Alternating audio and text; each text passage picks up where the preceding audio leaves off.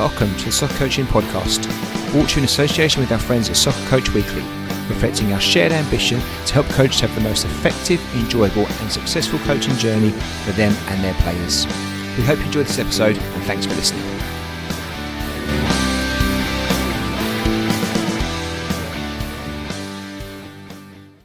Ray, how are we doing? Yeah, I'm very well, thanks, Scott. How are you? Yeah, I'm good. There was a dramatic pause and I thought I'd lost you already. This isn't going to work out very well. You can Well, hear it's me that okay? too. Your words were a little bit out of sync with your lips, but Oh, no, all loud and clear, all good. good, perfect. All right, well, look, I'm looking forward to this. So, obviously, we spoke well, on the introductory one about this a couple of weeks back about different topics we might, or different themes in which we might present the podcast around. And one of those was doing a coach's voices one. And that's going to be this episode, if that's okay with you. We're going to delve into some of the things we got back from the coaches that we request and look at maybe three, I think, or four actually different questions that came in and just have a bit of a chat about those. Listen, when you came to me with this idea first, I thought, yeah, this is different. It's not quite phoning, is it? It's not quite Not top yet. It sport or will whatever. be.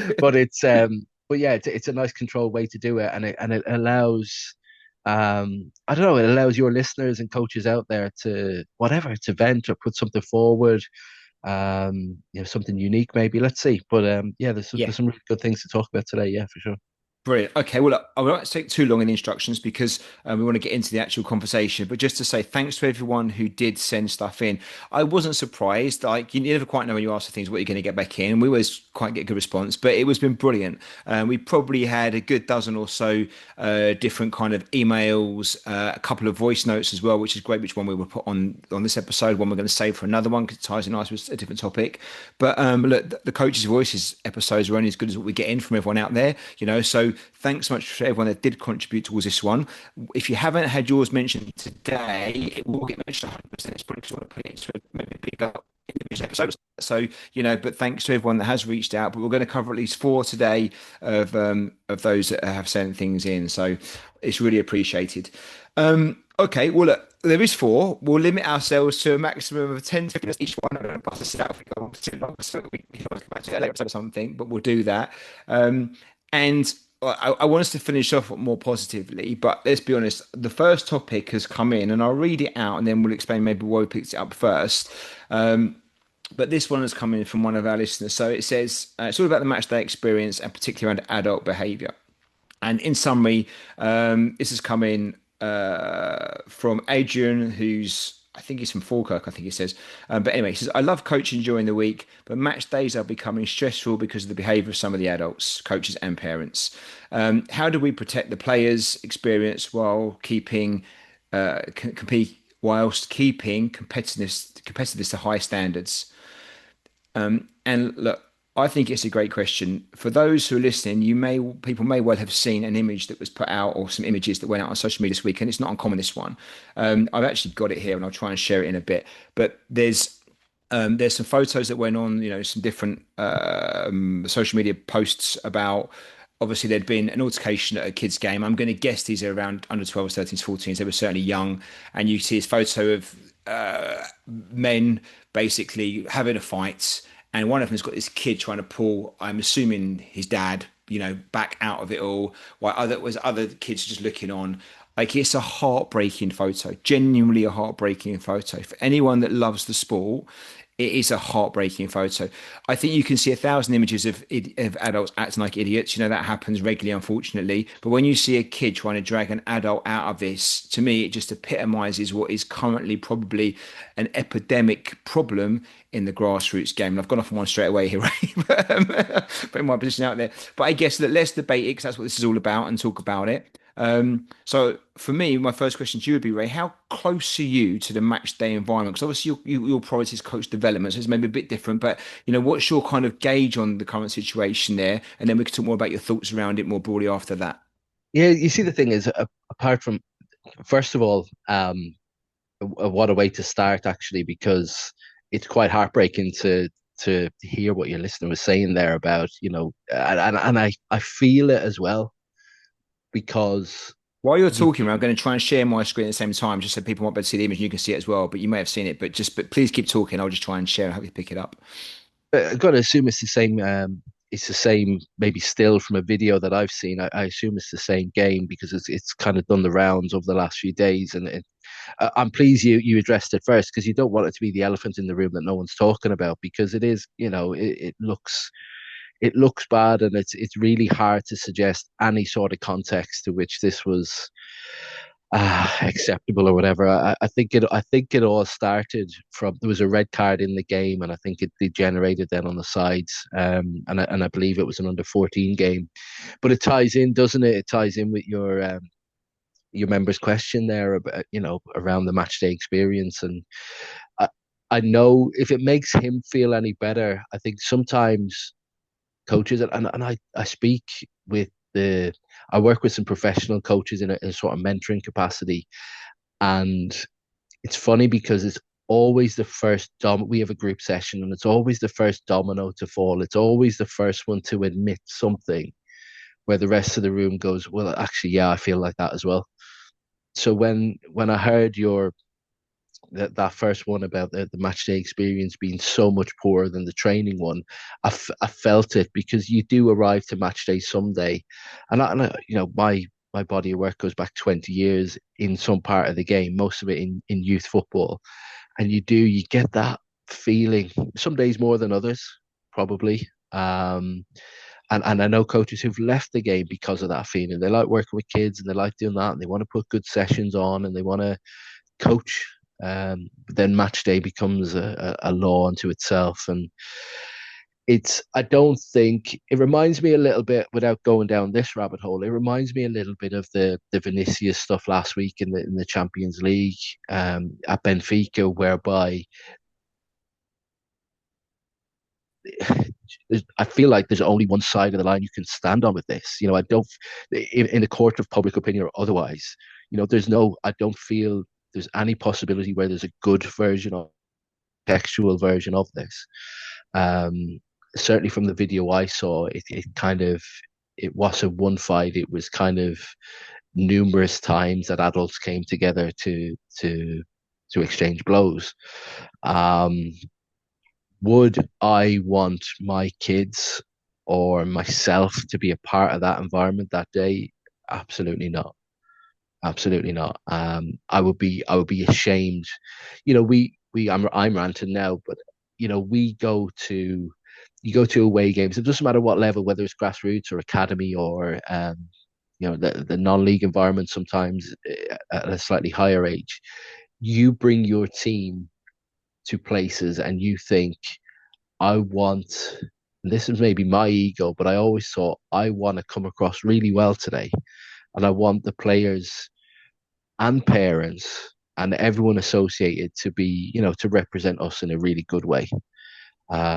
It's a game of football on a Saturday or Sunday morning, when we really, you know, strip it apart, and it's a kids' game of football. So for all that to go on, I think it's undefensible, indefensible. It really is. But I don't know, Scott. Normally you come with a problem and you come with solutions, and I don't have the solutions. You have the sort of short term throw the book at everyone involved in that sort of thing, and there'll probably be some collateral damage with it, I guess, because you want to make a point, don't you? You want it to be so bad that no one else, people really think long and hard about what they do next. So I don't know if you sort of develop some thoughts around it, or if you've had experience of it yourself. But yeah, solutions are in slim supply, but it's not great. It's not great at all. Look, and you're spot on, Ray, with how you summarized it, and the fact that look, it is about what we do going forward. But I think the challenge of that is you have to know what the root cause of the problem is in the first place before you solve it. And there's different ways you can be proactive, maybe through coach education and stuff like that, which I think can be ramped up loads around this topic. I've done, I mean, I've done quite a few coaching courses, and this is barely touched upon, like barely touched upon. Even on the old youth mods, which I loved and thought were brilliant, and it was about environment, creating the right environment around coaching. It wasn't about match day experience really as much, and it certainly wasn't about how you manage poor adult behaviour. That's never been discussed, and it is epidemic in our grassroots game in England. I mean, it really is. I can talk about some examples in a bit. But I thought about this and I thought, well, like, you can't just come with problems. What are the solutions? But I thought, well, but what are the problems in the first place? And I think the root cause, not the root cause, but one of the major problems that I've seen, especially over the last few years, is the fact that what tends to have happened is two things. Number one, I think that adults, whether it's refs, coaches, or parents, have failed to accept that it's okay that kids make mistakes. I don't mean about giving the ball away. I don't mean about getting an own goal or keep making an error. I mean about a kid getting angry on a pitch, putting in a nasty tackle, getting angry, maybe even, and not a right, but throwing a punch. I'm not saying it's right, but kids will make mistakes. Now, if we're going to flare up and react like crazy adults when, and I know it's hard watching your kid get a nasty tackle or worse still get someone throw a fist. I totally get that. It's horrible. You don't want to see it. It shouldn't happen. But what we can't do is make a bigger problem out of a smaller problem. So, kids, 13, 14-year-old boys will probably fall out at some point, potentially girls as well. Boys that tend to have, generally speaking, we also have a physical conversation there because, they're often wired a certain way, not excusing it. But if we as the adults around that can't manage our behaviors when that happens in an adult appropriate way and we're just making it worse, then unfortunately football's doomed because, it should be a safe space for kids to make mistakes, not tolerate, not excuse, not allow, not accept, but allow them, happen and manage it accordingly. And what I've seen is, you know, adults create these very adult environments at youth sport. So I often see under 12s, 13s, 14 games that are treated like they're under 18 games and professional by referees, by coaches, by lots of ways, by the way the refs talk to the players, by the way the players are coached, by the behavior on the outside, by the spectators. It's very much adult.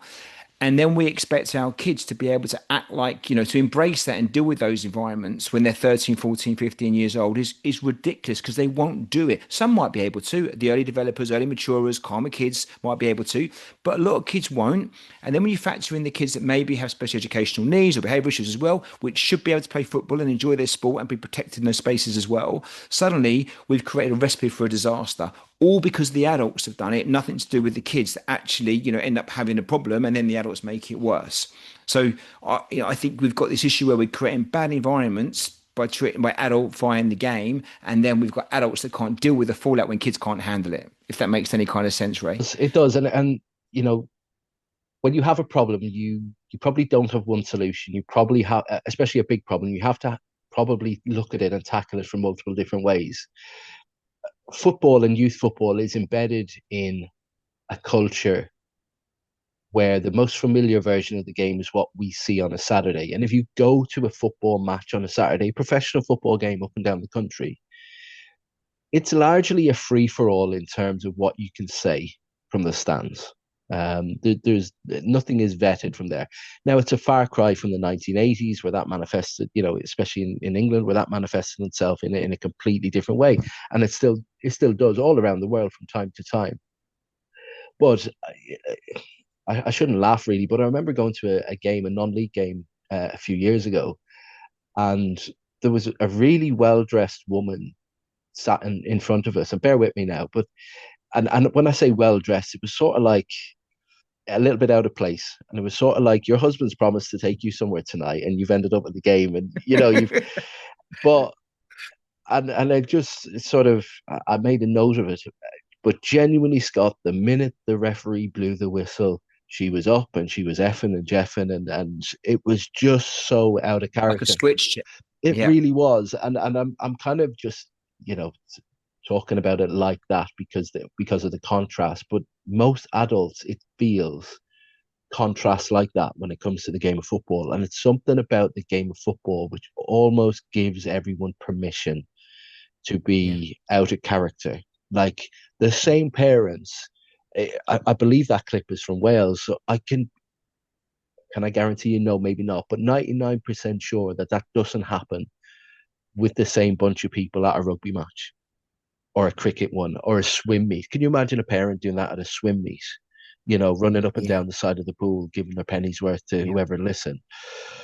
So I do think we have this kind of identity problem around football where we can't seem to separate the free for all that I don't know shouting abuse at Mo Salah was getting some um as he was substituted, for example, at the weekend. And I don't know, people think that that should, be part of the game and it translates to around young players. But, I can't imagine. I imagine there was some people there who thought that was great fun on Saturday or Sunday, which probably exacerbates it a little bit more and maybe, shines a light on it in a different sort of way.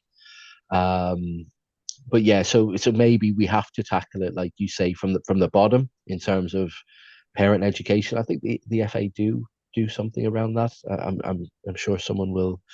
And this is in Wales as well, so maybe there's a federation answer to this. Maybe there will always be poor people that will tarnish stuff like this. So maybe if we attack it from the top and the bottom, or maybe if me, you, and every other listener listening to us today kind of vows to ourselves that we would um, handle ourselves in the right way and do our best to handle people around us in the right way, because it's not necessarily fair either for a grassroots coach to have to deal with 20 40 parents that are getting unruly.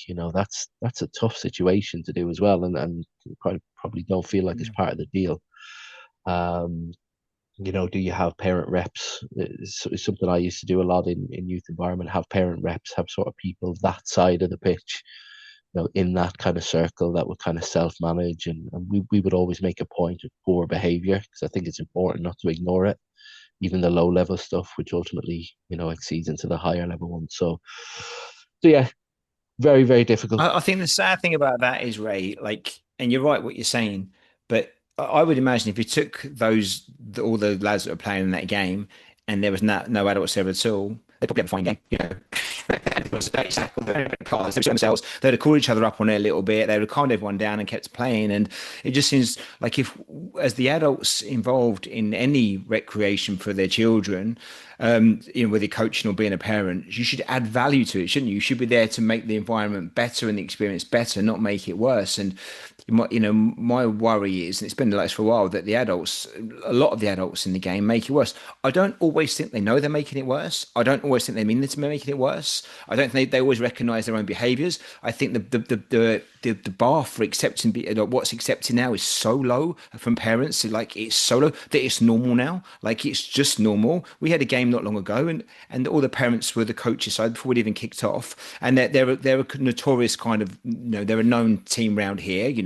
Good, they win games, don't get me wrong, but they're known for being a bit edgy and everything else. And we just politely reminded them that their parents need to go the other side, because we don't want to avoid and I do things very politely. And it was like you'd ask them to go and walk across hot coals. It was, and that's before the game even started. And then it gets worse as the game goes on. I think, just the basics, and they think this is okay, and the kids are watching, and they're stropping out, and they're blah blah blah, and blah, blah. It's just, that's become the normal behaviour, and that's before the ball's even started rolling. Let alone when the game's going to come. And this is almost every weekend it's the same now, and I don't think we can be surprised when that quickly escalates, because you might have two people, and often I don't think most of these people want to be in a situation, but the environment's created already, and then it only takes someone that can't deal with that very well to react, and someone to counter react, and suddenly people are throwing punches and stuff, and you can see quite easily how it escalates. And I understand that, I genuinely do, and I'm no angel, but I wouldn't want to be throwing punches around in front of kids. There's a line in the sand. You've got to be like, you've got to hold your own opinion sometimes. You've got to stand up and be, and be stand by what your values are. But you cannot be starting, there's got to be a line around young people where you do not cross it, regardless of, any kind of provocation. I don't think it happens anywhere else. Not at scale anyway. You No. hear the odd time, and you only hear about it because they're uncommon. Where I don't know, and after school there's an incident in a in a school playground or something like that or something. But at scale, it does feel like football is surrounded with it, and probably if every listener was in the room with us now, they'd probably have their own story to tell Yeah. about, like you said, like you just done with your parents there, or this happened or that. We talk about edgy environments. Like, what does that really mean in youth football? Like, what should it mean? Is we can start talking about winning and creating hostile environments to help a team win and things like that. It just seems really out of step with making the ball roll was released in 2014. which I started writing it in 2013. And it's not a plug, but when I think back to like the 10 years that I've been in and around the game before that, none of this is new. None No. of this is stuff we don't know. Now, not every parent will be through that program. I spent a lot of time when I was working in those environments, working with parents around that, around really clear lines about what's acceptable and what's not. And I had a close friend of mine who's her son plays football, and she's in a WhatsApp group slagging off the coach, and you're like, God, you have Mm. no idea where this is going. You know what I mean? Yeah. It's so poor. Um, I'm a big believer. I don't know, to wrap it up a little bit from my point of view. Anyway, I'm a big believer in controlling things that you can control. Um, and maybe if we start with ourselves, and maybe if we start with an some sort of, when I say education program, it kind of feels like, when you're caught speeding and you have to go do the course, and it's all Yeah. very, you go for a couple of hours, you tick the box, and you carry on. Yeah. So, I don't mean an education program like that, but I mean, we had a referee, for example, and when you take people out of that environment, we had a referee deliver a session in the classroom for players and parents around, the stuff that stings, the stuff that's interrupting our game. Just what a setup grassroots football is in the UK, and the States and everywhere else. It's a big old system that Yeah. can do some really good stuff. We can only get out of our own way sometimes. Absolutely. Yeah, totally agree. All right. Well, I said we'll keep us to 15 minutes. We've done 60 minutes in the first one. So I'm going to be good now. Well, look, I think that this could way be easily be a podcast episode in itself. And I think let's come back to if that's okay. Maybe we can get someone on or some coaches on and get some views about that and have a proper conversation around, okay, what is the root cause and what can we do constructively to get past this? Because there's a lot of good stuff that goes on, especially at training, I think now, and a lot, and on the match days, but there just seems to be a bigger problem that's getting down into younger age groups, and it needs to be looked at. And pretend it doesn't exist anymore is not the answer. And I'm not saying name and shame, but we have to bring it to the forefront and say, look, how can we all be a bit better at doing this and recognize if we're going to put kids in environments which we know they might make mistakes at time, we have to accept it. And as adults, we have to be prepared for that and just react better sometimes in those things and more broadly than that. But all right, well, let's leave that one if that's okay. And we'll go on to our second question from a listener. And actually, I've got a voice note here, so I'm going to try and play it down the mic. Hopefully, you can hear it at the same time, Ray. And also, then it means the listeners will pick it up as well. So let me just try and find it quick. Okay, so this came in from one of our listeners as well. And I'm playing this one because it's quite polite at the beginning, which we like. Hi, Scott and Ray. Firstly, I just wanted to say I absolutely love the podcast. I've been a long time listener, and it's generally helped me develop as a coach. So thank you both for what you put out. I'm based in the south east of England, and I coach a boys under 15 side. We work really hard to create a positive, supportive training environment. And in training, some of the lads are excellent, confident, expressive, and really impactful. But when it comes to matches, a few of them seem to play within themselves. They avoid risks, don't have the same presence, and worry about making mistakes. How can we build genuine confidence and resilience in those players without lowering standards or removing accountability? I really appreciate your advice. Thanks very much, Tom.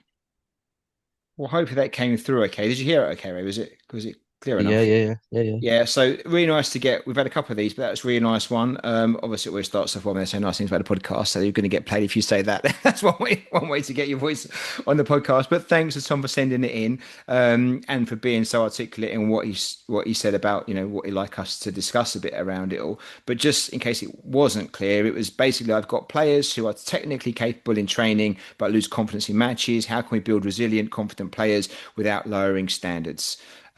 So again, we don't know. I can't remember what age got under 15s. I think he said, but we don't know. Obviously exactly how he approaches the coach in there or anything else like that. But just I guess broadly, it's a common problem we all face, right? With some of the kids we've got, we see confidence come up and down. We know how important it is.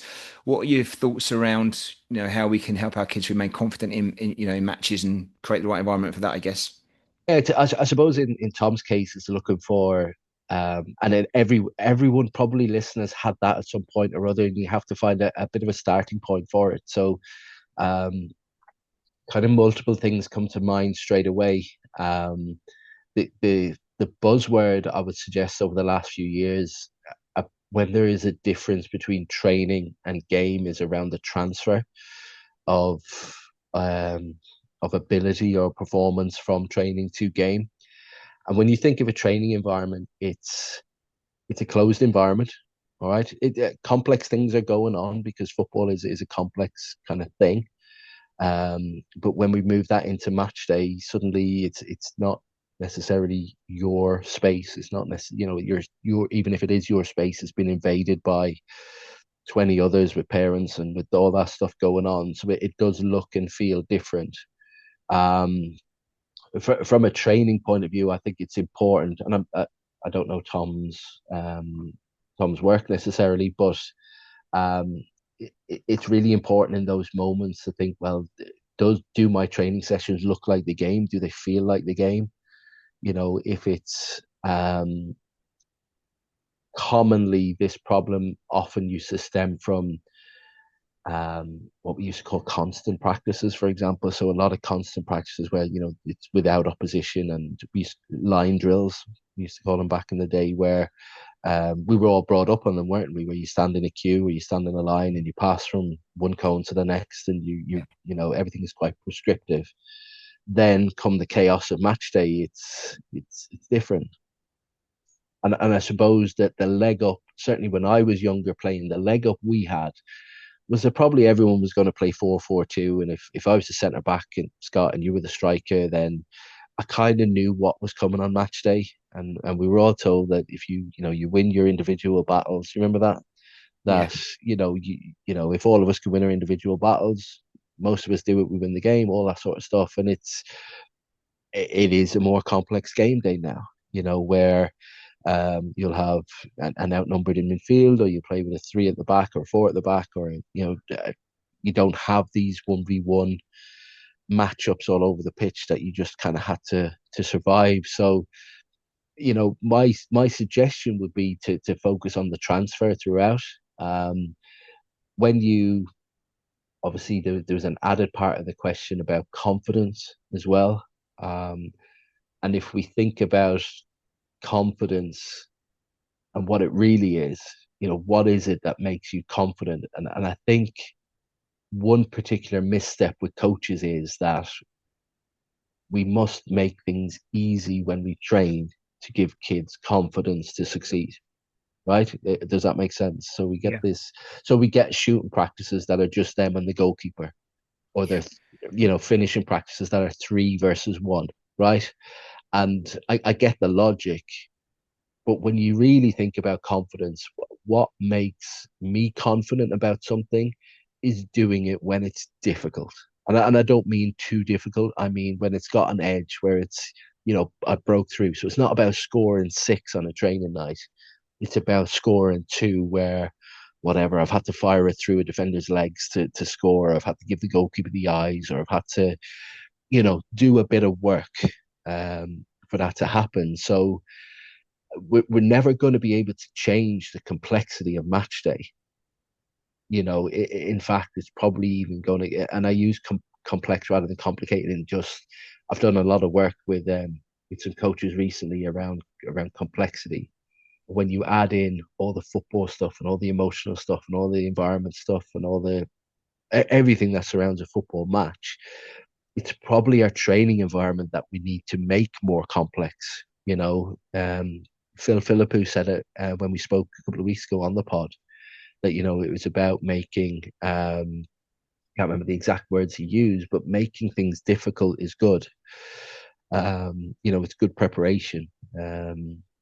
So yeah, that would be my penny's worth around it. The part we can control, to go back to that idea again, is our training environment. So if it's not quite transferring, it might be worth. I can't give you the silver bullet now around your environment necessarily, but it'd be worth shining a light on that and saying, right, how do I change it? How do I make it more complex to help me on match day?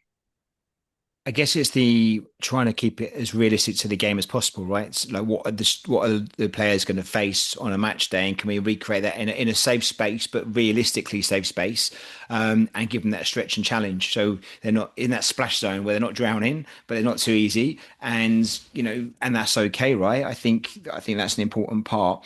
There was two things that came to mind for me. One was the actual age group, because and I'll come back to that in a second. Under 15s is an interesting age.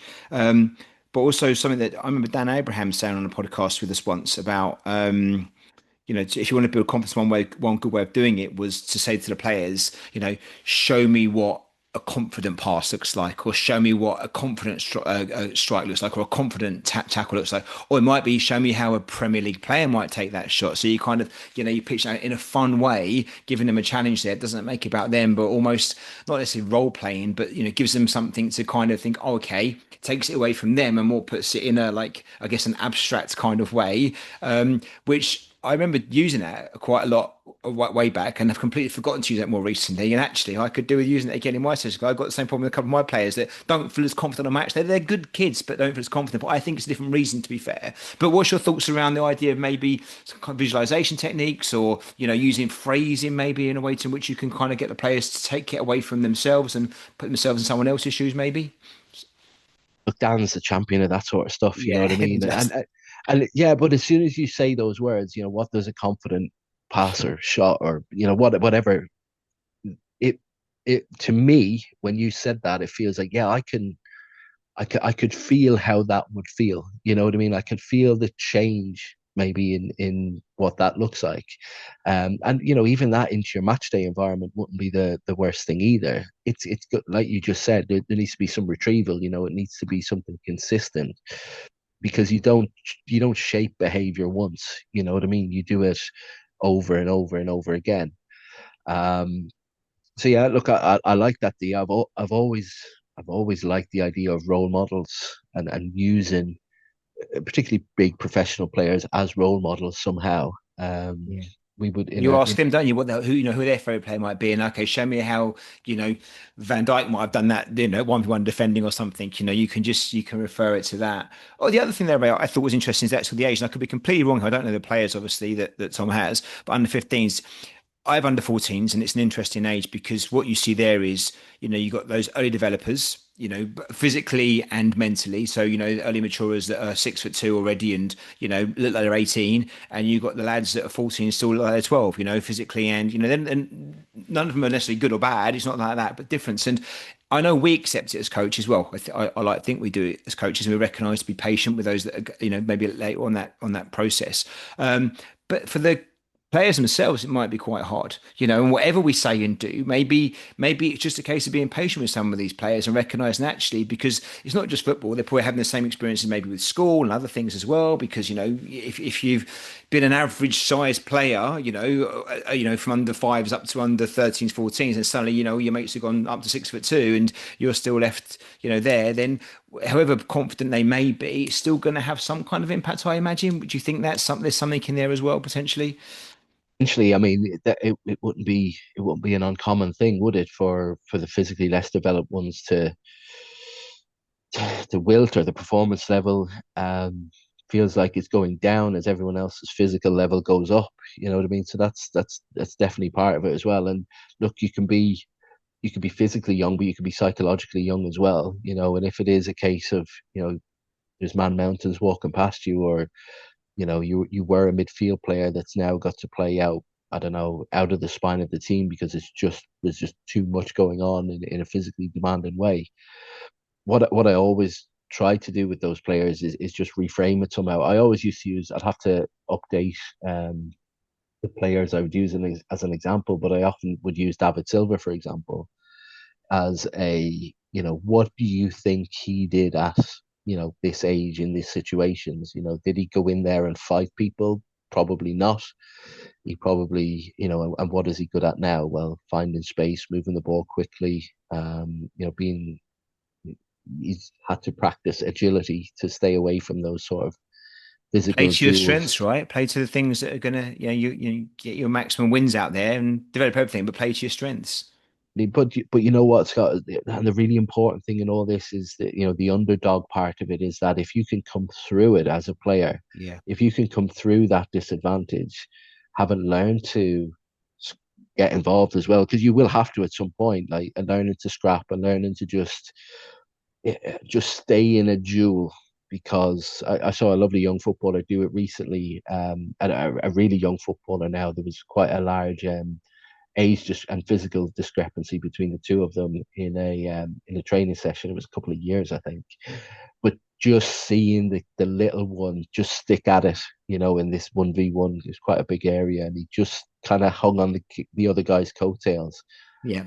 It's a little bit like, for those of us in the room with kids, when the littler one tries to play the rough and tumble with the bigger one, and they go right to their physical and mental edge just to stay in the competition. That compounds over time. And if we can, it goes back to the story of not, making them sub all the time, or putting them out of putting them a full back because they're too small to rough and tumble it. It has to be a good old mix there to see them through. Yeah, brilliant. All right, thanks, Trey. Well, no easy answer. I would say to Tom, then just be patient, keep doing the right things. Um, Maybe use some visualization, maybe some role modeling kind of thing to get the players out of their thing. Be patient with them because confidence is a strange one, isn't it? It's so fragile. But you may just need some time, positive reinforcement, right? Not overpraise, for no reason, but actually, find wins that the players can get and big those up, um, and just maybe try and see what, just stay with it and be patient, I guess.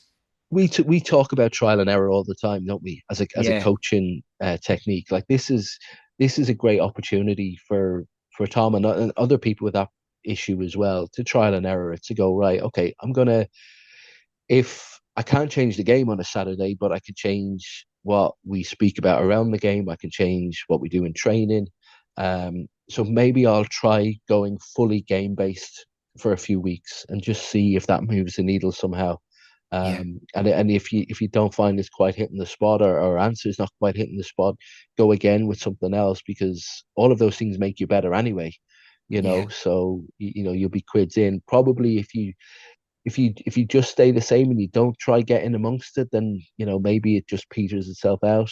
yeah.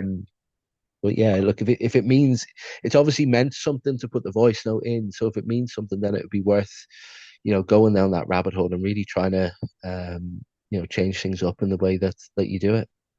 I also think that if you're seeing positive signs at training and that's okay, it's just a transfer into match day, then you're probably close anyway to where you want to be. If they're struggling to be confident in training sessions and on matches, I think you've got maybe a bigger challenge around something there. But I think the fact that they're showing they're still up for the battle and can work hard and get some good wins on training sessions, maybe just find, so they might need just a confident moment in a game or something just to spark them up a little bit. And if you can help manipulate that in some way, then that would be brilliant. But maybe it's a case just being patient with it and seeing, just creating a good environment that it's okay to be where you're at, and just you're in a safe place regardless. Yeah, Okay. look, I think. Sorry, just to round it off, I think that there's a few things that come up again and again. And I feel sometimes that all coaches have a lot of the same problems, or we perceive to have a lot of the same problems. So we always feel we're the smallest team in the league. Physically, we Yeah. always feel like, Yeah. Yeah. so maybe the things that maybe they just do need to unravel. It's really hard to say exactly without the context, but I think there's enough there to chew on to get that working. Perfect. And that I think was exactly 15 minutes. We're getting good at this, Ray. That was pretty good. Look, we're doing all right. Okay, Glad right you're on. timing it, because I'm not. Yeah. We're on well, roughly per maths as I can. We're probably way off. Okay, so question three. Now, this was an email from Alex from the States. I think it was in Austin, Texas, which is great. And I won't read, it was quite a long email, which is brilliant, but I've summarized it into a sentence just for time. But I thought it was quite interesting how he worded it. And it's not a criticism of Alex, but it's quite interesting how he worded it. And maybe you'll think the same. But let me just read out my one line summary of it. It's about overcoaching during games. And the prompt here is, should we constantly be giving instructions during games, or are we actually limiting decision making?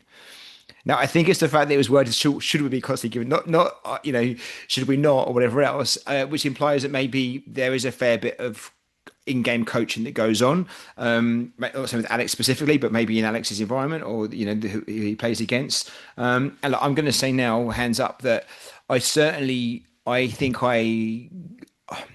I don't think I give instructions during games. I give lots of reminders about what things we worked on and spoke about, and I'm not saying that's right. And I'm not a quiet sit back and just watch the game unfold. I'm there. I want to be involved in it a little bit, but not as a distraction. I try and pick my moments when I do make my comments, not when the players are on the ball.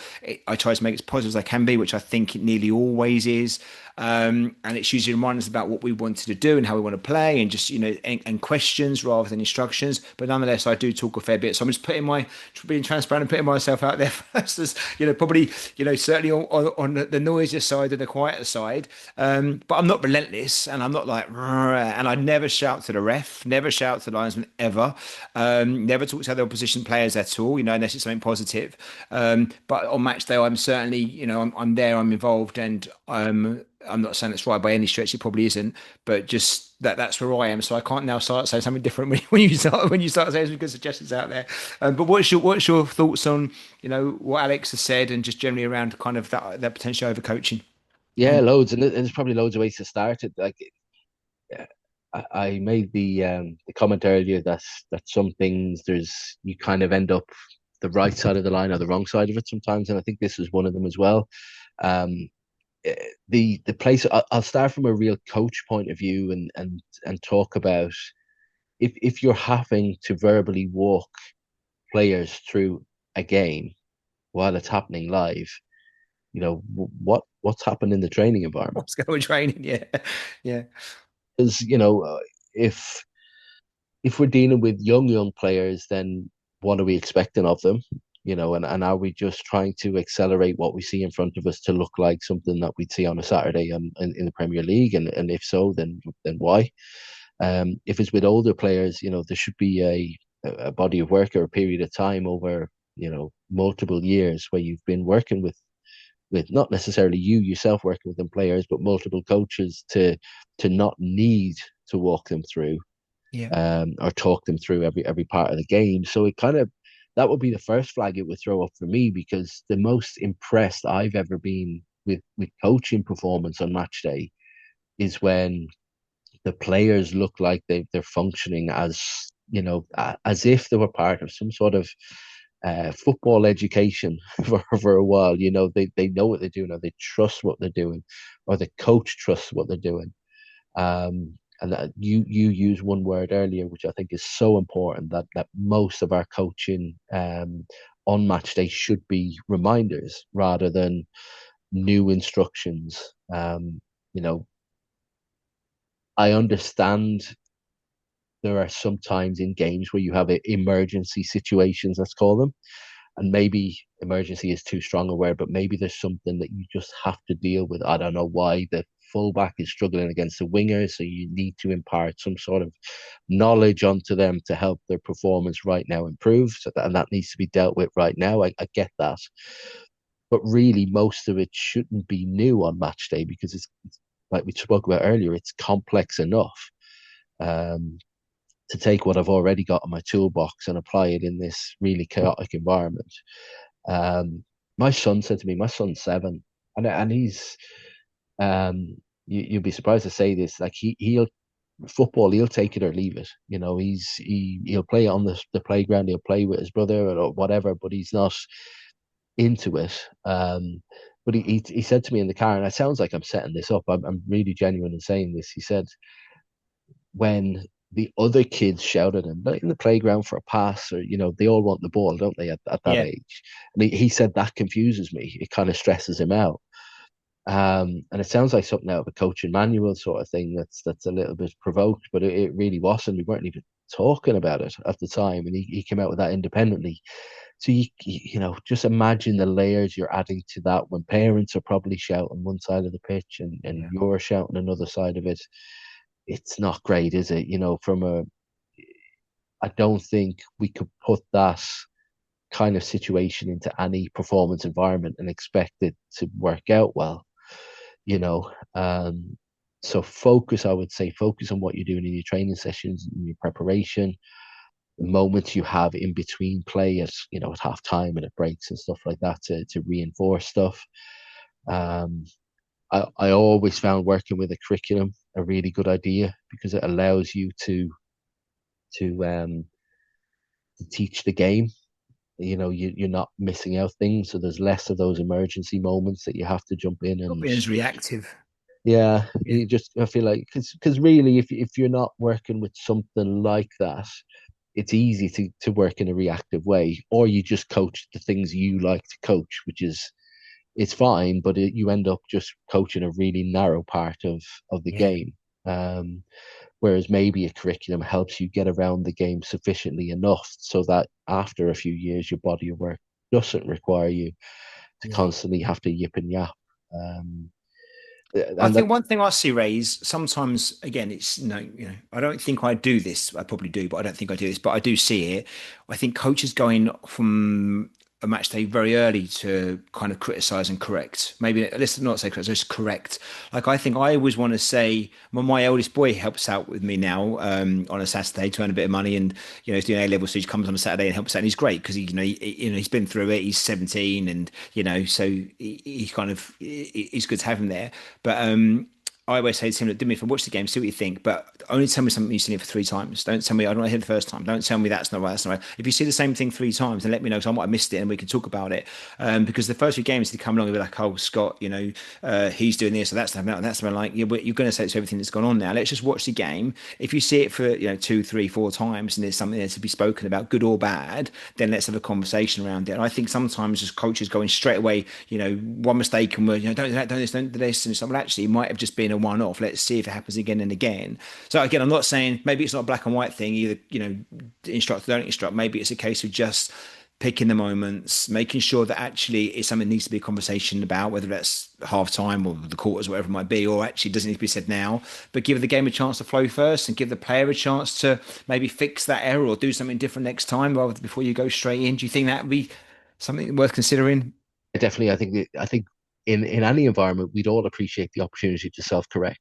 And have multiple goes at something before it's a problem.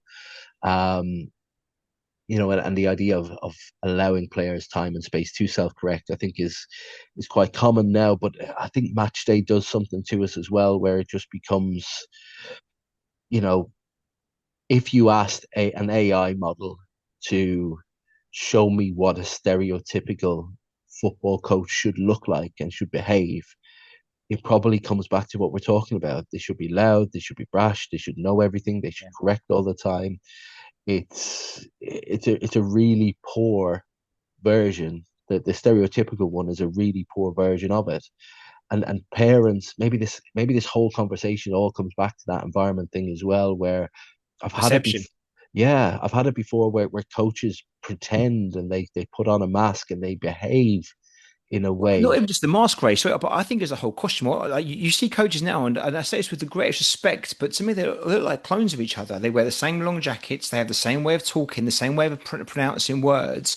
Like it's almost like there's like a factory of these, and they're not bad people, and they might be very very good coaches. I'm sure a lot better than I am, but it is a mask, but more than just a superficial mask. I think there's a costume that goes on, and then the way you have to conduct yourself, the way they walk, like there's just it, and I'm not being judgmental, I'm not being critical, but you watch them and a lot of them are very similar. They may look different, as in they're just their physical shape and their appearances, but actually what they wear, the way they speak, the way they conduct themselves, it's very similar.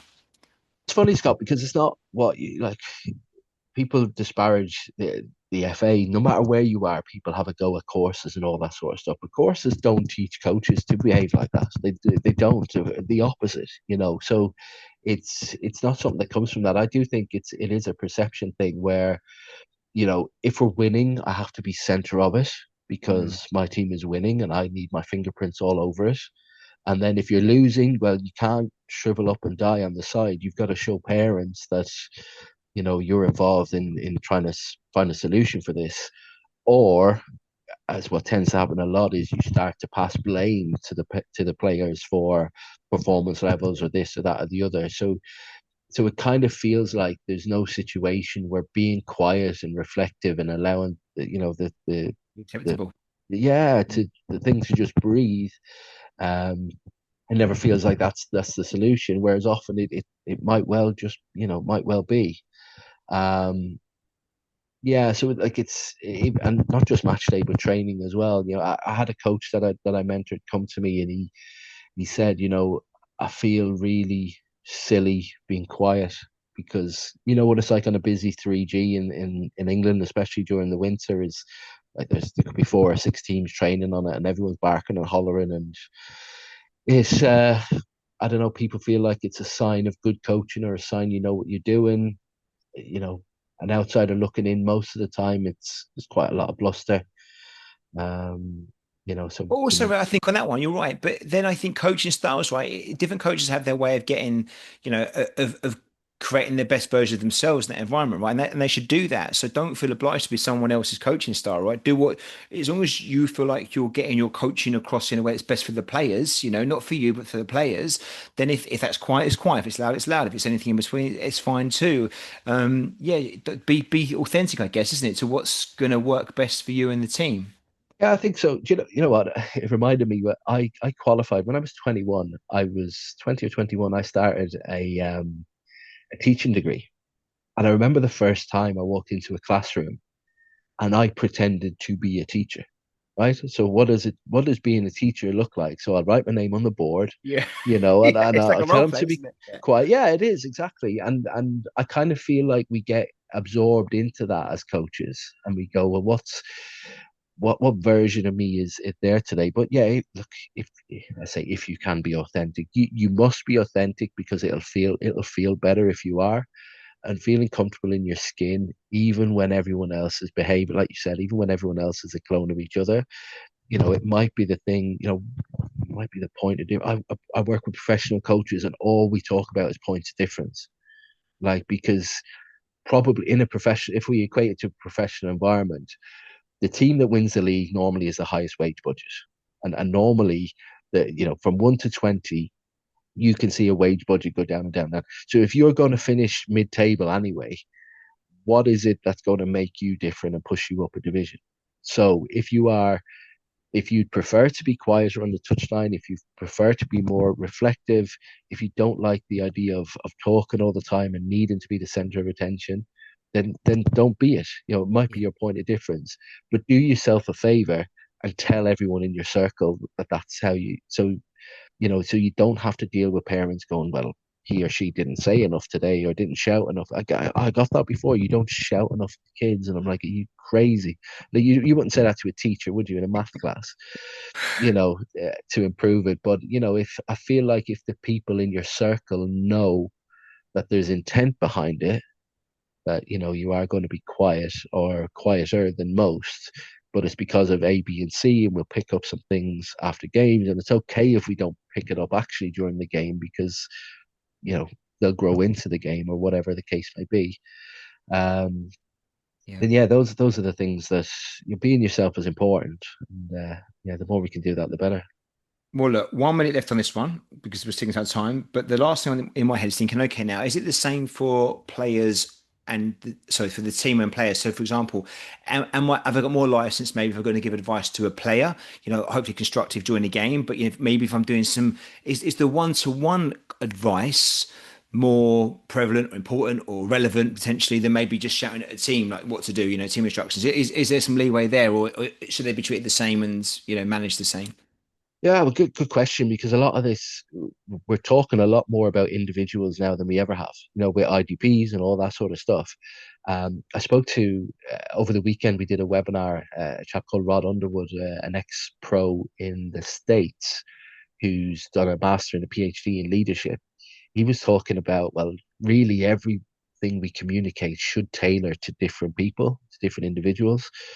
So the answer is kind of everything and nothing at the same time, because if you really are to impact a whole team with the same sentence or the same talk or whatever it is during a game or otherwise, the chances of you succeeding is very, very unlikely. And I think if I was struggling in a game for whatever reason and you took an opportunity to speak to me personally, I would probably view that as expert coaching over, shouting and hollering over my performance, because probably shining the wrong kind of light on it. I've seen coaches before substitute players in a good way, where they will genuinely sub them off so they can talk through something and then sub them back on. I know it's complicated because there's other people involved in that process as well, but that's what I would see an expert youth coach to be. You know what I Yeah. mean? Someone who wants to get to the root of the problem, in different ways rather than just kind of the fast track, straight to the point way.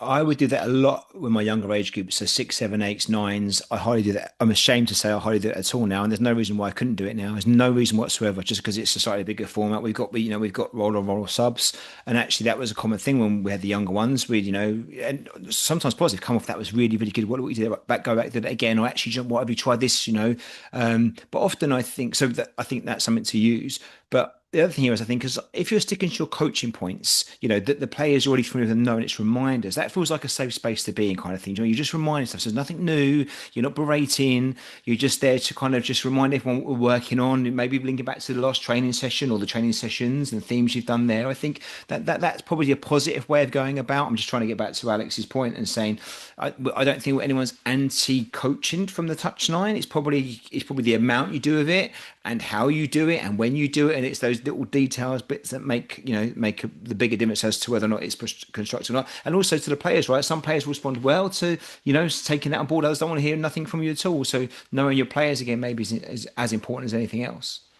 I remember a chat with a coach in a sideline, and I remember saying to him, I might have said this to you recently as well on the pod, so forgive me if I'm repeating myself, but I remember saying to him, we have to be the only ones. We will be the only ones on this pitch thinking about tomorrow. Like everyone else is thinking about right now.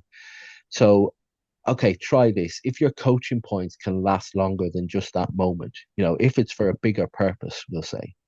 If your centre back is struggling with a really quick striker, let your interventions be about teaching him long term or her long term about how to play against a quick striker, and whatever that detail might be, rather than just this kick needs to go down the line. This needs, you need to pass this one touch because there's pressure coming from somewhere. Whatever it is, that kind of joystick stuff that's really far removed from the now Yeah. and the long term.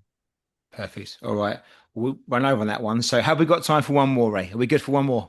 But come on, we're Let's in do now. it. So we can make up time. And I think it links anyway to a little bit to the one that was previous because I've tried to theme these out. Like I said, we had a fair few to choose from. So I've tried to pick four that, kind of had a theme, especially the last three. The first one was a little bit of an out there because we wanted to address it, but the other three are kind of linked. So for the fourth one, this is from Otis from London. And again, it was a good email, but I'll just summarize it in a sentence, really, what he said.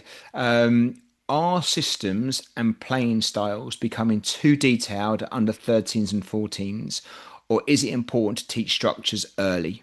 So he's been specific about the age groups, which I like. And I guess we're talking here about systems over principles and, creativity versus structure. And, are we making the game maybe too professional again, too young? And I don't know the answers to this. I'm certainly I did my way for B, which I think is great in many ways. But you think, well, I come back now with all this bigger kind of game model stuff in that I'm trying to force down my players' throats, which I did do a year or so ago. I've realised just back off a little bit and let's just breathe and play some football. But are we doing are we getting the balance right between that tactical and technical side of stuff as well as the freedom and the just play stuff?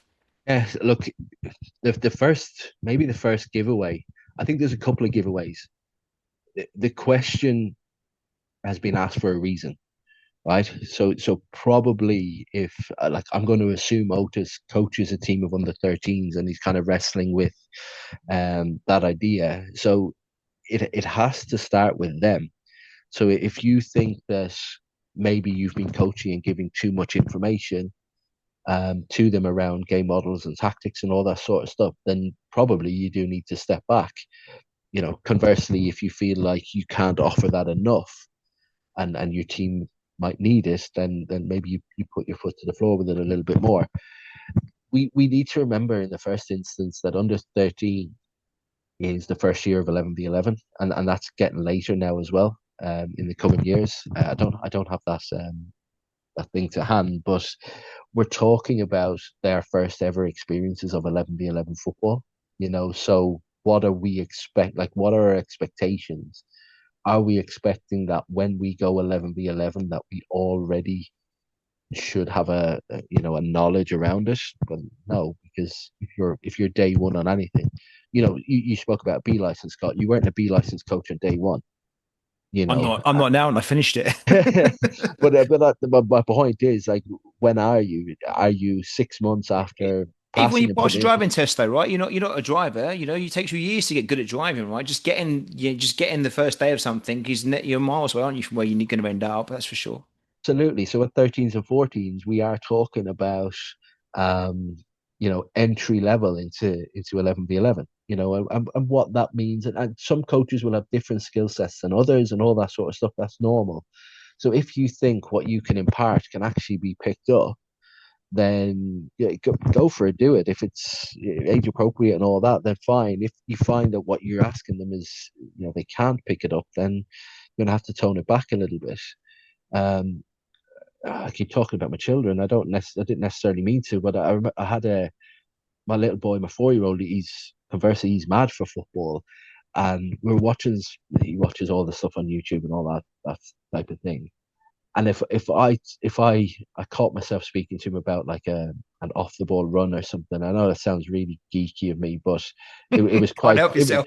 it was quite throwaway. And but like, he doesn't see the game like that. And okay, the age range is massive compared to what Otis is talking about. But what he sees is the net bulging, the goal, the celebration. You know what I mean? He sees the game differently than I do. So your 13-year-old, if they're seeing the game still very much of it's me interacting with the pieces around me, then, help them go from there. There's very few at 13 that will see. They will tell you everything about formations probably because they're playing FIFA all the time, and that's a really good kind of segue into 11-a-side tactics with them. But the right back's connection to what the left winger is doing is really, really far removed. Yeah. So my suggestion would be, as they're getting older, they will move from that kind of capacity to understand what they're doing as them alone. Then it's kind of me and my mate, and it's me and my unit, or we talk about units, don't we, traditionally as defending midfielder and forward units. But when you think units, that might be a Jurgen Klopp, they would always call it the triangle. The Trent, Salah, Left back to Henderson, left wing, or yeah, left wing to centre forward, or feel, those kind of units. So you might actually be part of more than one unit of your team. But if you can sort of connect those dots a bit better, so I don't know, when the ball's on the other side of the pitch, can you connect with your, like, if you're a right back, can you connect with your right centre back, for example, out of possession, or whatever that might look like. Those are probably better building blocks than giving the full picture of um, the full Saki treatment where one player moves and we all kind of, the last person in line yeah, must pick up a certain position. So that would be my gut. But there'll be under 13 coaches that will have a certain group environment. Maybe they can train and they can train on a full pitch or half a pitch where it's far more familiar and the training age is better and stuff like that. That might just cope with a certain tactical idea better. Um, which is a different conversation again. So the key thing for me is, where are your players? What are they capable of? What are you capable of teaching them? Which I think is an important one as well, because, like I said, if Otis feels like he's taking them too far, or whether Otis feels like he's not able to take them to where they need to go next, maybe you get different people great in and point. around you to help. But yeah, I think the starting point is the players involved. Totally agree. The stage that the players are at is the most important thing. 'Cause you'll have some under 13s that have played since under fives, that are, maybe high performers in inverted commas, that are all collective and maybe they've had coaching from coaches, yourself, Otis, or whoever else that has put them in a position where actually they're ready for that next level, maybe, or that next bit of detail and stuff. And it won't come at the expense of their individual development. And others maybe under 13s, 14s aren't at that stage of their development yet. And they're still, it's me and my ball still, which is absolutely fine. And, it's about foundation up, isn't it and layering it up at the right time. So it probably isn't an age thing as much as it's a stage thing. And your point about actually being capable yourself as a coach and being honest about that and what you can bring to the table and what you can't, and coaching within those parameters is probably the most important bit there. I do think that the one thing that we've got to be careful of, because as coach education gets bigger and more accessible, and we're all hungry to learn things, and it's easy to go and listen to a podcast or go and get one of your books. I think we don't want to stifle the creativity. And I don't mean just as in like, the left winger on a match day. I mean, as in ideas and thoughts and ways of playing and, that freedom and stuff. And actually, when you just let players play a little bit, as a coach, you pick up ideas as well about things you didn't think they could do. I'll give you an example. We played a game, was it this Saturday? I think it was Saturday. Yeah, we played a game on Saturday, and in our formation, we play with two centre forwards. And we don't always play with two, but we did in this game. And one of the centre forwards took it upon himself to have a free roll. He's a good player. He just went all over the pitch. He had a free roll, and he was excellent. He was outstanding, and he was brilliant. We got man of the match, and the boys have all voted for man of the match. He was brilliant in the game, and he's a good player. And I was like, and he plays on our Sunday team as well. So we did the same thing on the Sunday, and he was just as good. And we said it was nothing to do with us. He just brought this to the table and did his thing. And we've learned actually, that quite works well in this team. And luckily for us, it's an environment in which I think we create a space where players can do what they think is like okay. But if you don't do that, if you're a bit more stifled, a bit more strict in how you play, you start saying no, you've got to stay there and you've got to be here and do that, you might not see these things. And I think sometimes, and that's not a great example, but it's an example of where actually the players might have better answers than we have as coaches, and whether they're under eights or under 18s, they still might have different solutions that are better than what we might know. Certainly, I think it's a great example, to be fair, because we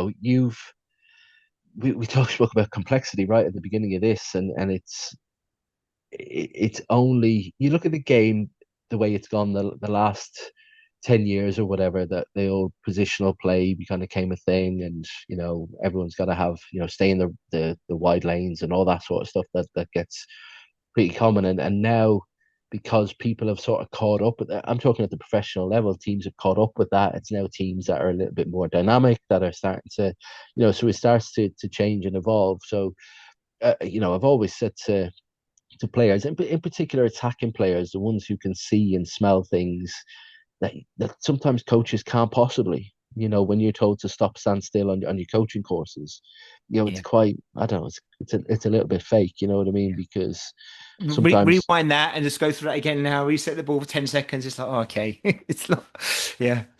Only seeing what you can see, you're only given a solution that you can kind of solve. And, when you think of the real good players who can take people on from a standing start, or they can find that little pass, or they just see, sometimes a player just needs to see a flash of the same color shirt, somewhere in his periphery, and goes, right, well, I know the back line's there and I can see the flash, so someone's making a run, so I'm going to try it. And to allow them the scope and the freedom, like what you said about your striker on Sunday, is brilliant, because it gives you a new breath of options, doesn't it, to go and coach that. So yeah, that, like, if we're going to frame this question as strict positional play and you need to do your job of this, I think we do need to give them far more freedom than that, to express themselves within that 11v11 format as well. Yeah, and I guess the bottom line is maybe just making sure it's still fun for your players. If the players enjoy that style of coaching and want that structure, then maybe that's okay. But check it is okay, and check they're enjoying it. When you've got to check, you can see by the smiles on their faces, can't you? Who's turning up at training and working hard. So I guess maybe that's a good barometer. Like, if you want to push it down that road a little bit, absolutely fine, I guess. But just make sure the players are going with that on that journey with you. And you're not dragging them through that, because ultimately we're there for them, aren't we? And it's not the other way around. Absolutely. And look, if you've got 30 under 13, so if you're playing 11 aside, you've probably got, I don't know, 16 players probably that will be in and around your group, maybe less or more, whatever. But you're going to go, the biggest version of what you can do in a training session will be an 8v8. What does that 8v8 look like? Because it can't look like the 5v5 that you did a couple of years ago, where everyone's an attacker, everyone's a defender. Maybe on occasions that 8v8 might become a like, what's a tactical version of an 8v8? Well, we could have a defending unit, a midfield unit, an attack unit, and implicitly teach the game that way. Yeah. The two centre youth football is different, but the two centre backs that normally play together, they can be on the blue team, or you can swap them over with the third centre back, so they all get to just to practice those tactical things together. It doesn't necessarily involve you moving the pieces around the board all the time. But your front two training together in a training game as a front two, and just experimenting and just getting into the flow of each other and stuff like that. Those are all really good ways to work tactically with players without telling anyone. Yeah. It's just letting the game do it for you. Does the new 3v3 format have anything to do in this space at all? I mean, does it relate to this question or not really? I'm just trying to think if there's obviously they're changing the formats now and they're smaller sizes and potentially younger players starting off with an even smaller format now. Is that going to be more helpful because they've got a big opportunity at an early age to spend more time with the ball, or am I stretching it a little bit with this? Oh, I think it's because it's all part of the same conversation, and you know I worked for the FA previously, but part time. It was never in a full time basis. I think some people think that because I do coach ed myself and in a different way, that I'm kind of anti FA. I'm not, because there's always been some really good research people around the FA, and FAs all over the world that look at child development and good practice and all that sort of stuff.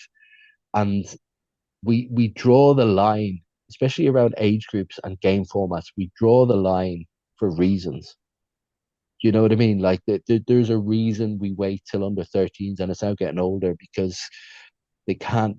Young players can't handle, if we give them all the complexity of an 11v11 game when they're young, they can't deal with it, and that's why they moan about little kids. They swarm around the ball and all that sort of stuff. So to help with that complexity, we got to take layers out of it. And what really, I'm a big fan of the 3v3 stuff. Had it been 2v2, I would have been a fan of that as well, because the right sentiment is being made to allow kids to play, to get more touches, to be involved in the game, for it to be as complex as they need it to be. And it's really, I don't want to finish on a tangent, but it really annoyed me when I've seen some leagues and some clubs come out. I don't care if you get some emails about this or not. I'll stand on this because um, We like some ref- controversy. That's what we're after. Go yeah, on. but refusing to play it, and I don't necessarily sort of look beyond the headlines as to the reasons why. They'll probably say facilities and all that sort of stuff. But we had this when we brought 9v9 in, whenever that was, 15 years ago. We figure it out. We get sponsorship for a goal, or it gets a reduced cost from whatever it might be. Like what we're talking about, 3v3 is the littlest kids playing the smallest version of the game possible for them, that they can make sense of and succeed, and have more of the ball. But Ray, the irony there, I think, is like if you're coaching a five-a-side team, so whatever that was, under six, sevens, eights, whatever else, you're only playing 3v3 in training anyway, probably because you're not going to have that many players. So our kids only played really lots of 3v3 because it was brilliant, but because the numbers we had like 8, 9 players, so it worked out to play lots of 3v3, but not because we were ahead of our time, because we certainly weren't. But in training sessions, you play a loads of 3v3, don't you? So therefore, you've got the. I don't. I'm lost to understand why it's been. I don't think it's been completely resisted, but there's been some kind of resistance against it in certain areas. And well, I don't understand it. And having gone through it probably when the futsal and 3v3 are probably the best two things for our young players, and why they got to where they got to as they got older and how good they were was not only their coaching. It was those two game formats that was the biggest probably development for them, I would say. And look, maybe it boils down to football. Like we can and we should all have an opinion of it. And if it doesn't look like it, like the further you remove things from what we see on a Saturday afternoon, the kind of more resistant you get. And I understand that, but there are people, really good people, all over the world that are making these decisions not based on a whim. No one's sitting around with a cup of coffee going, "I know what we should do." So by all the It clubs out there. and what they do to even help people is they introduce it gradually.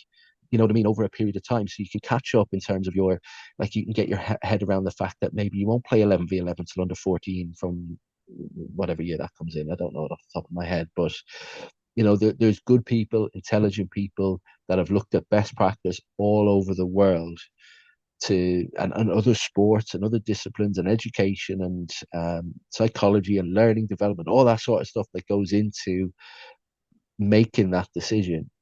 Yeah. And I think it really annoys me then when Johnny from whatever Basingstoke decides, you know what, I know better than them because I played non-league for 20 years. That kind of attitude. It, Yeah. it really annoys me. And yeah, I think to a certain degree, bowing to what those experts are putting in is important, because ultimately it's about the kids playing. And when you think of kids, sorry, I'm going to finish now, but when you think of kids, especially on a match day, forget about being a coach, but as a parent, when they're going back to the car and in the car is, over dinner, telling grandma what happened in the game this morning. Well, I did this, I did that, I made that pass, I scored that goal, I got that assist, I took that throw in, I fell over. It's going to be I the whole way. If it's 5v5, there's so much less opportunities for those eyes. You cut that down to 3v3 and everything, it more than doubles because of the amount of touches they'll get on the ball, the amount of action possible. Yeah. And it just gives them more to go on. Brilliant, Ray. Well, we probably went over a little bit, but not too much. Thank you so much for that. And look, thank you to Adrian for the question around the match day experience. That's definitely one to come back to.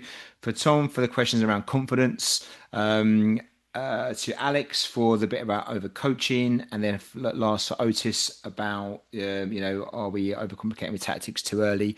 All great topics, all related to probably lots of coaching ages from under 8s to under 18s. And this wasn't about trying to give any answers out there, although Ray, you gave some great answers. It's more about getting us thinking, right? That's the most important part about this, just getting us thinking. Yeah, absolutely. And I always, God, I sound like a broken record with talking about light bulb moments all the time, but probably, hopefully, there was something in there where that coaches just land on because it's relevant to them and it gets right to the guts of their issue, or maybe it's something completely new that they've got hold of. So, hopefully start that tour train. Well, one word that kept coming up through all of those four things was the word environment. So there you go. Something out of this podcast episode, Coach's Voice one, the first one we've done. I guess if nothing else, the environment there keeps resonating through on all the topics. So keep focusing on that and getting that to something that you think is right. It's subjective, but create an environment that you're proud of and that you can hold up. That's there for the players, not for anyone else. And then you probably can't go too far wrong as long as you can justify what you're doing around that and you're happy with it. Ray, thank you so much. Listeners, please, again, email in, voice notes in. You can get in the show notes how to reach out to us. Be your questions, anything you need.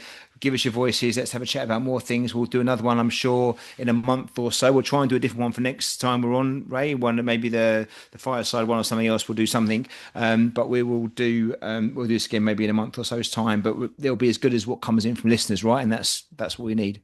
Yeah, let's do it. What a great opportunity as well. I think thanks to Tom for being the first coach's voice on there as well. That's really, really cool. And I'm sure other people who've heard will want to contribute as well. So really looking forward to hearing from everyone. Brilliant. Right, before I let you go, any updates you in? There may not be. We spoke recently, but anything you want to share, or anything going on, or is it just business as normal? Yeah, loads of balls in the air, all that sort of stuff. So coach development program. I don't know if this CPD hours, so you can actually get CPD hours now with my coach development program, which is really, really cool. Adds another great layer, especially for people like yourself who are applying for B licenses in particular, where CPD hours have a lot of importance. That's probably the biggest update. If people follow me on X, they can probably keep around that a little bit more as well. But reach out to me if you're looking for coach developments. And FA CPD hours as well. Perfect. Okay, brilliant, Ray. We'll put it in the show notes again so people can find that nice and easy. Thank you so much. And I'm looking forward to the next one, mate. Likewise. Thanks for today. Cheers, Ray. Thank you.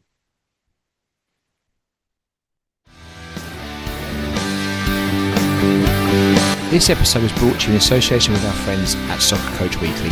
Established since 2006, Soccer Coach Weekly is a leading source of inspiration and advice for all grassroots coaches. Join thousands of youth soccer coaches just like you, saving time and effort in their goal of having the most effective, enjoyable and successful coaching journey for them and their players. Thanks for listening. I hope you enjoyed the episode.